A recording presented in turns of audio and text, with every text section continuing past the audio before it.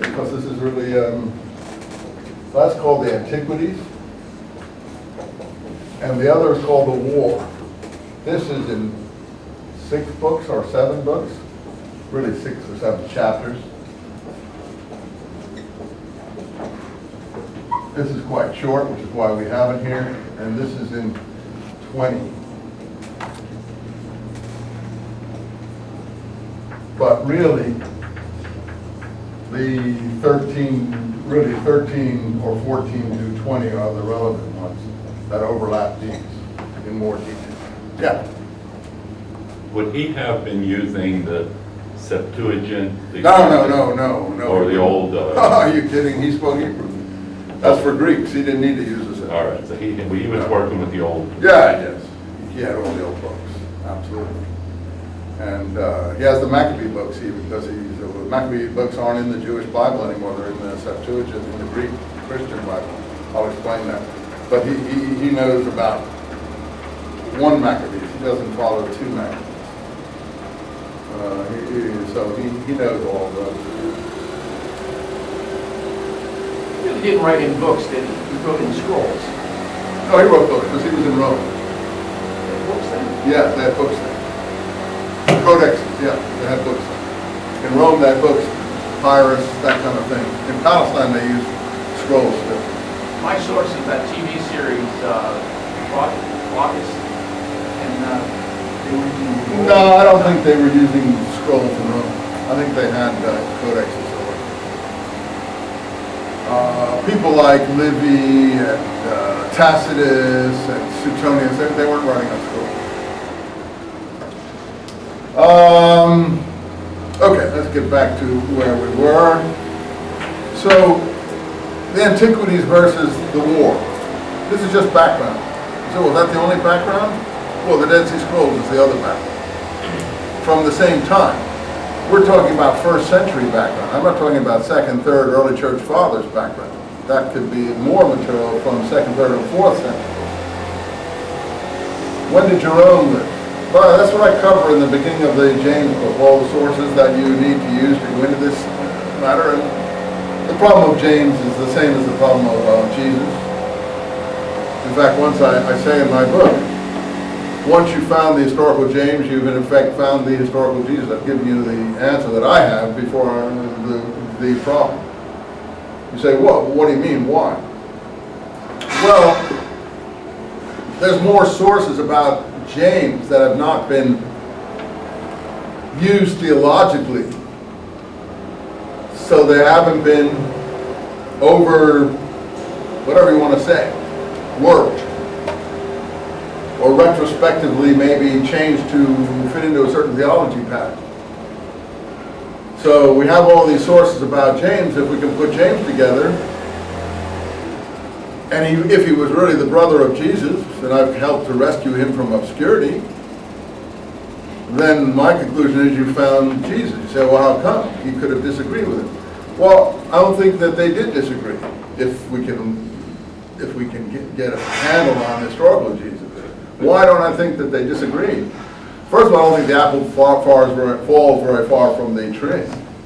But in addition, we know that James was with him all the time of his ministry and so on and so forth, if we can speak about a ministry. And then something that's been obscured by the Roman tradition that we have inherited, that makes Peter the successor. We know that James was the successor.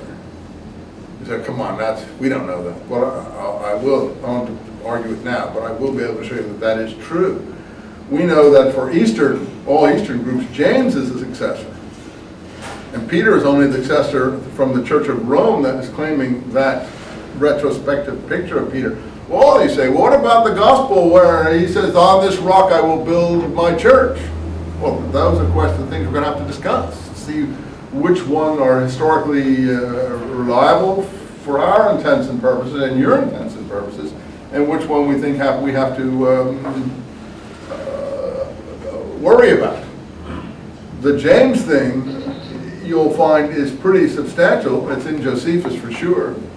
And Josephus has James, but doesn't have Peter. And that's in the Antiquities. I'll get to that in a moment. The Nag Hammadi, the Gospels from Egypt, where we just recently found the Gospel of Judas and Iscariot. Have you followed that controversy? Well, they have James as the successor in all their documents. Most of the early church documents that you have James as the successor. But the key point in all this, and I don't want to argue it out now, we'll do it later in the class, okay? Because, I mean, you'll have your view, I understand that, and I don't want to squash your view, but I don't want to do it at this moment, okay? Just want to defend the point that once you found the historical James, you may have found the historical Jesus. Because we, we're wrestling with trying to find Jesus outside of Scripture, not inside of Scripture. We want to say the Scripture represents the historical Jesus. We don't have a problem.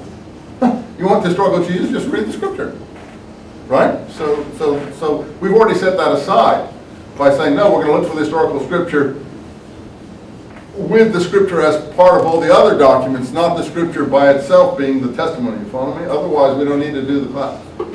We just follow the Scripture, and that's an end of it.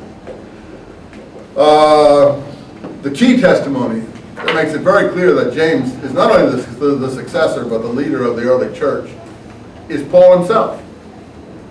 And that's our earliest witness. Now, since most aficionados, enthusiasts, religiously minded people, people of faith, well-intentioned people, and so on, etc., usually don't read the documents that carefully. Only a few really read it that carefully.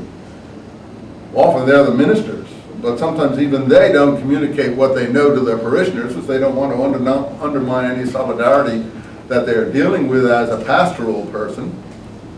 I mean, if you're a pastor of a flock, you don't want to sow dissension in that flock. That would be ludicrous. You're not doing your job, which is to minister to the flock. If you raise questions to the flock, I don't like to call people flocks, but that's the language they've used in the past. If you, the dog whisperer would use pack, I guess, but if you sow dissension within that community, then you're going to get fired, because you're upsetting the community, you're not comforting the community. So often people don't read the Scripture for themselves. They read the Gospels sometime, maybe one Gospel, even not all four. But where will you find the testimony that James is the successor and James is over Peter? In the Scripture as we have it. See? And I was like you when I started this subject, just like you. When I came upon this passage in Galatians, my jaw